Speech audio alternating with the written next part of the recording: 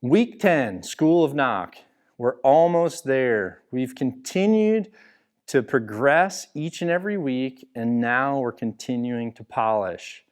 Last week, I had you do two things. One, I wanted you to focus on doing some scoring rounds, but I also wanted you to focus on mirroring and focusing on the position of that release hand and also how it relates to that front hand on the bow.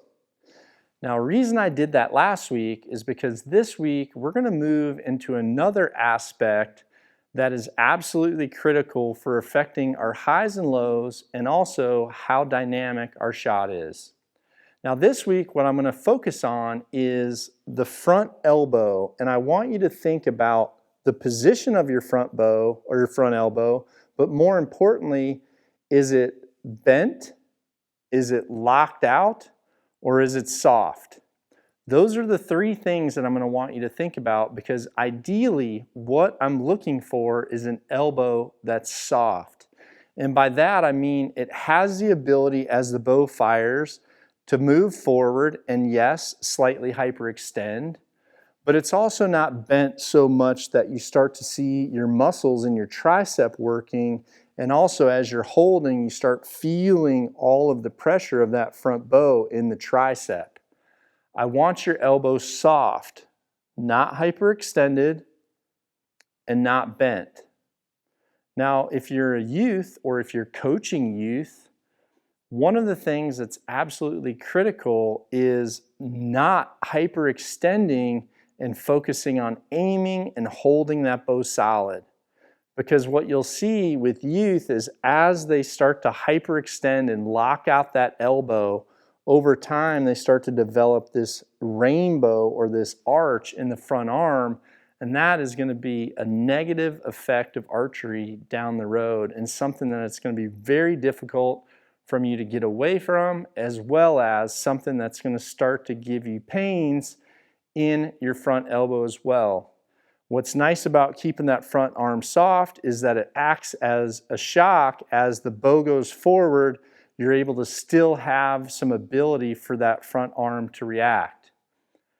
Now, one of the things that I want you to think about as well is the actual position of that front elbow. And for this, what I want you to do is imagine an arrow going right through the center of your elbow or the center of your arm at your elbow, and imagine it going all the way through to the tip of the elbow on the other side.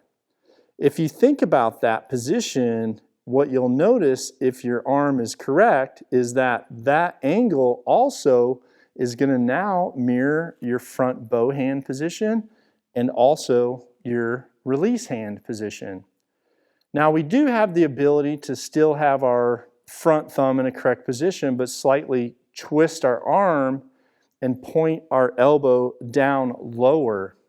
So if you imagine this arrow through to the tip of the elbow on the opposite side, like I said, if your arrow is pointing more towards 7 o'clock as you're looking at yourself, then you're turning your elbow in or up too much, which is going to have it hyperextend. If you slightly roll that arm or roll that elbow to where your arrow or the tip of your elbow is pointing more towards 8 o'clock, then it's going to allow you for it to be soft, and also it's going to allow it for it to be in the correct position in the socket itself. As soon as you roll it down and it comes up, this socket is getting a lot of pressure high. You're going to end up feeling shoulder pains, and you're going to start to easily creep on your shots. Now, last week, as I looked through some of your videos from your rounds, what I found is now that we're focusing a little bit on score, some of you have gone from having a nice front elbow position to, as you focus on that score, you are starting to lock out that front arm because you're wanting to get steadier. And remember, you have to be able to allow that front pin to float. If you're trying to lock everything out and hold or be solid, then you're going to have negative effects. And essentially what happens is as you lock out this shoulder And as you hold longer and you're waiting and you're waiting and you're aiming, this front shoulder will slowly start to collapse. The string slowly starts to creep forward, and you're actually shooting shots more from the valley of your cam rather than being dynamic on the hard wall. And so that's going to give you a big variation in your up and down. The other thing is really focusing on this front elbow position is going to dramatically affect any pains that you either have now or pains that you have down the line.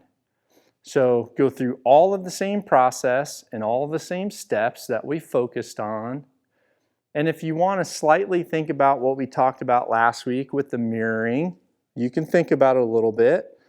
But as you think about that, more importantly, I want you to focus just on that elbow and the position of it, how that arm's turned in the socket, and more importantly, keeping that front arm soft but not bent, and certainly not hyperextended. If you focus on that this week, I promise you, you're going to start to see a vast improvement in your highs and lows. So we're going to raise up, check our angles, draw back, anchor, elbows soft, position is good. We're going to go ahead and follow through with the rest of our shot.